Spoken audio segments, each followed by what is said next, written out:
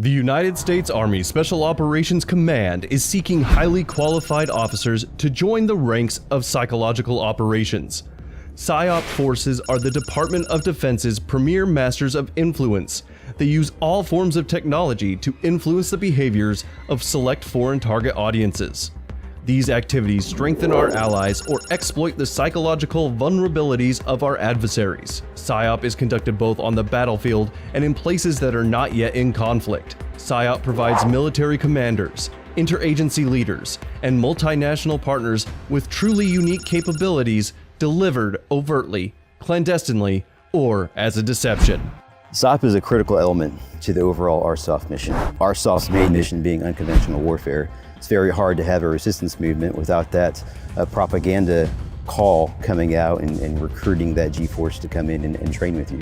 So it's the critical first step in information warfare before you get to any type of decisive action. And we're seeing the same thing in multi-domain operations and near-peer threats, that information warfare comes first before actual warfare.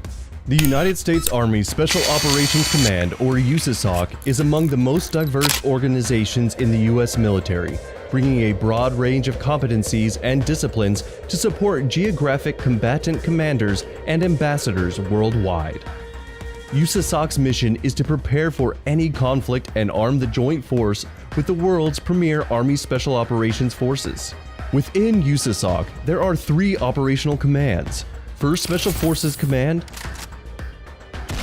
U.S. Army Special Operations Aviation Command, and the 75th Ranger Regiment. The John F. Kennedy Special Warfare Center and School assesses, selects, trains, and educates world-class civil affairs, psychological operations, and special forces warriors and leaders. On any given day, elements of the 3 of the 5 active-duty Special Forces groups, 1 Ranger Battalion, more than 35 civil affairs teams, 35 psychological operations teams, numerous supporting logistics units, and some 34 special operations aircraft are deployed around the world.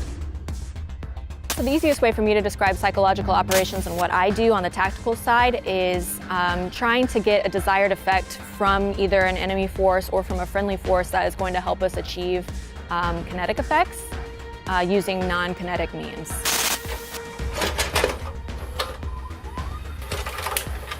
While in the infantry, I enjoyed my time, but I was always curious what else was out there. When I was in school, I was a marketing major, and so I always had a desire to do that as well. And I was really looking for a way to connect my desire for marketing as well as my desire to join the military, and I saw psychological operations as a way to do that. Psychological operations forces are the masters of influence that achieve global effects by shaping select foreign audience behaviors. They exploit psychological vulnerabilities of our nation's adversaries and protect those of our allies and partners. PSYOP employs all forms of communication, from high-tech to no-tech, utilizing methods from overt to clandestine and deception.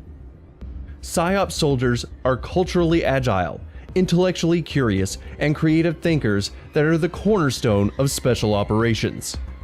I went into the field artillery upon commissioning, but the root of me was never a field artilleryman.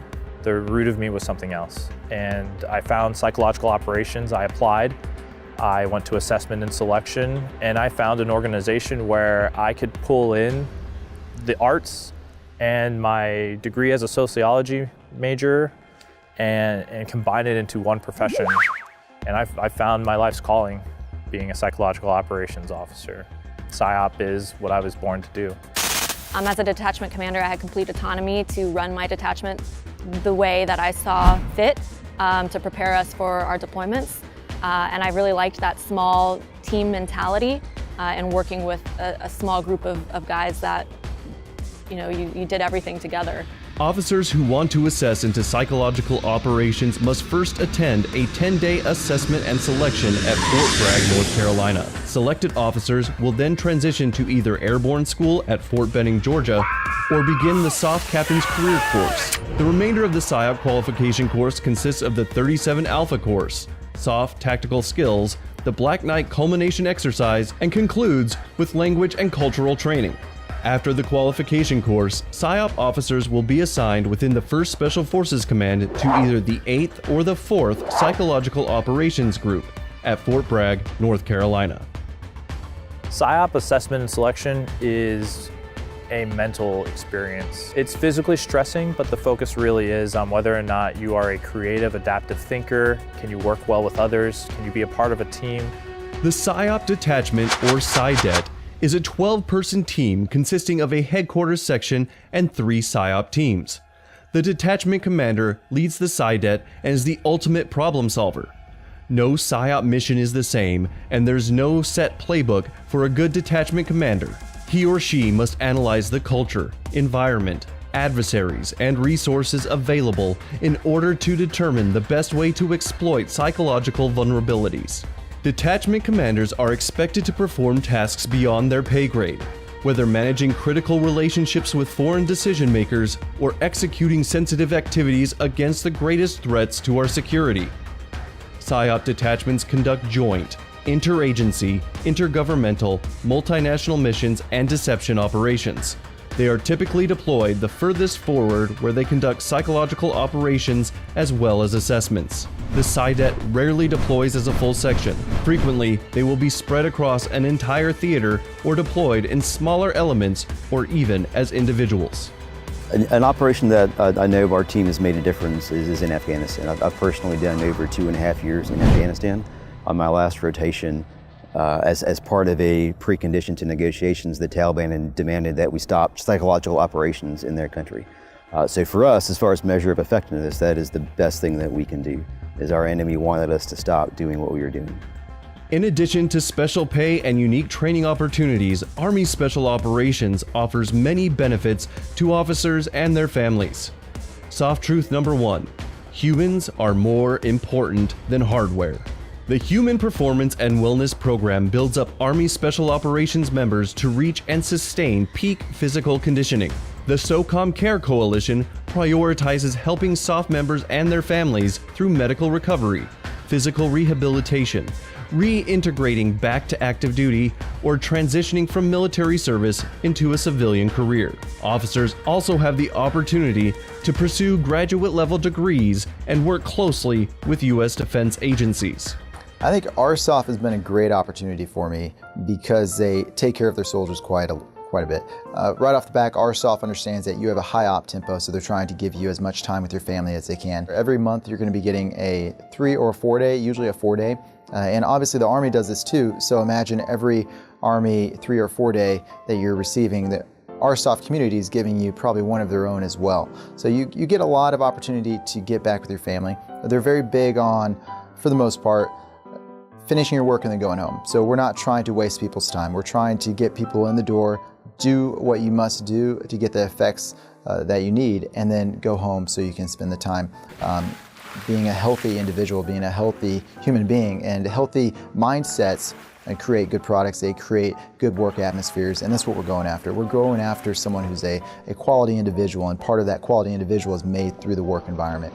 And so we're trying to provide that atmosphere as much as possible. Now, the other aspect of that is when it's time to work, and it could be long enduring hours, then it's time to work. So they give you that time knowing that there are times where there is no complaining about coming into work at weird hours. You do what you have to do.